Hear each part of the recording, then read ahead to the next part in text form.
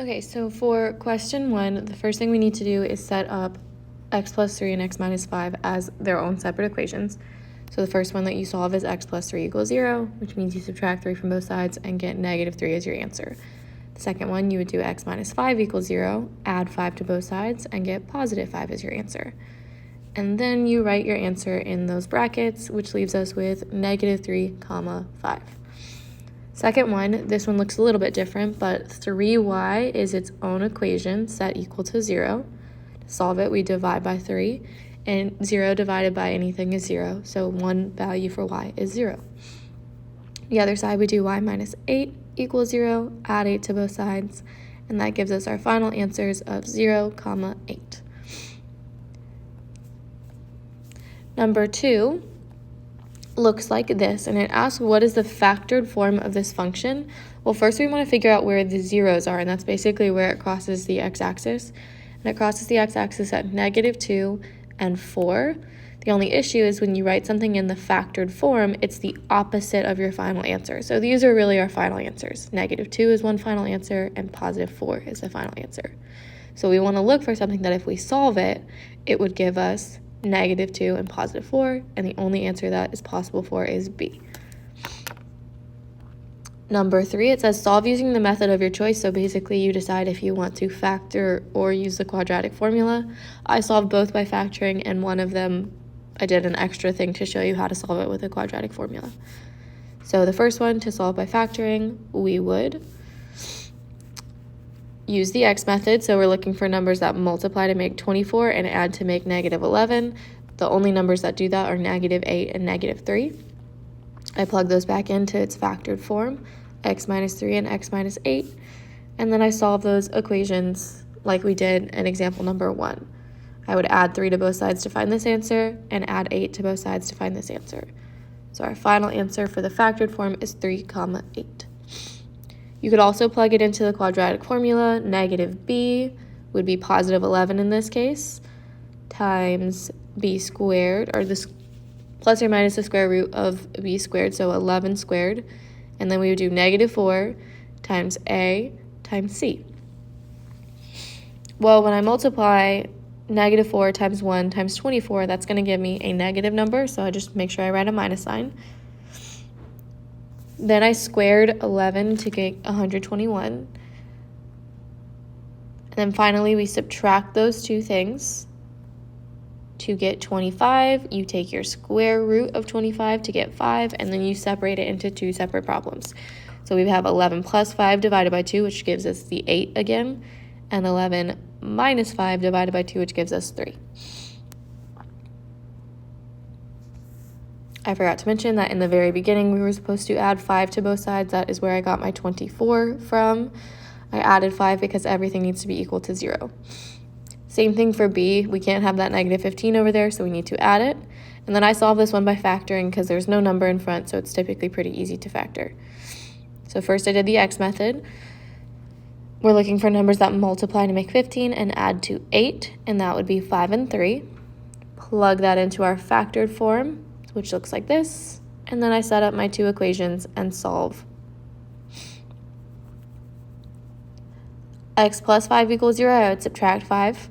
That's how I got x equals negative 5. X plus 3 equals 0, I would subtract 3. That's how I got negative 3.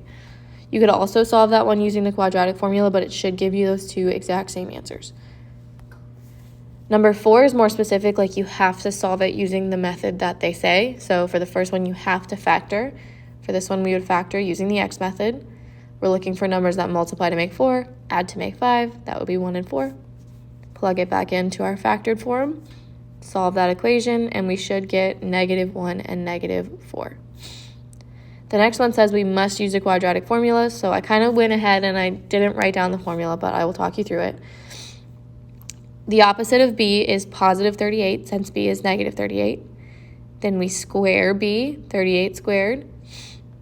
And then we do negative 4 times a, which is 7, times c, which is negative 24. And all of that is over 2 times a, so 2 times 7. In the next step, I just multiplied and squared everything. So it looks like this. 38 squared is 1,444 Negative 4 times positive 7 times negative 24 is positive 672. And all of that is being divided by 14. Then we subtract, and we get 2,116. Then we take the square root, and then finally we can get to our final answer by adding 38 and 46, and then subtracting 38 and 46, and dividing both answers by 14. When you do that, you get these two final answers. Okay, now we are on to the word problems. When you are talking about this function with the squared in it and it's asking when it hits the ground, that means you want your height to be 0. So our function really looks like this. And then you just solve it using the quadratic formula. The opposite of b is negative 48.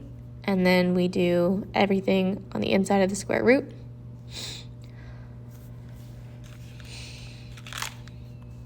And then we start solving from there.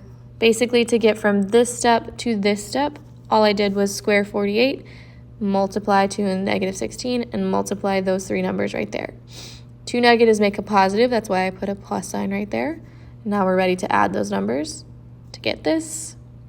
Then we square that number to get negative 48 plus or minus 112 divided by negative 32. Split that into your two problems. We got one with the plus sign, one with the minus sign. And when you get your final answers, you should get negative 2 and 5. The reason that I only chose 5 is because we're talking about time and seconds, and negative seconds don't really make sense. So I chose 5 seconds as the only answer. Okay, last one, we were talking about the revenue, and it tells us the revenue is 611. So I plugged that in where I saw R to create this equation. Then I realized that this wasn't in standard form, so I subtracted 611 from both sides, rewrote my equation, and then started using the quadratic formula. Negative b plus or minus b squared, all of that looks like this if you plugged everything in correctly. Then I realized that 3 negatives would make a negative, so I made sure I put a minus sign in the next step. Then I subtracted. Then I took the square root. And then I split it up into the two separate problems. And these are the answers I got, 12 and 17. You may have gotten slightly different answers, like maybe for the first one you got 11.9, but it does say round to the nearest whole number, and that's how I got those.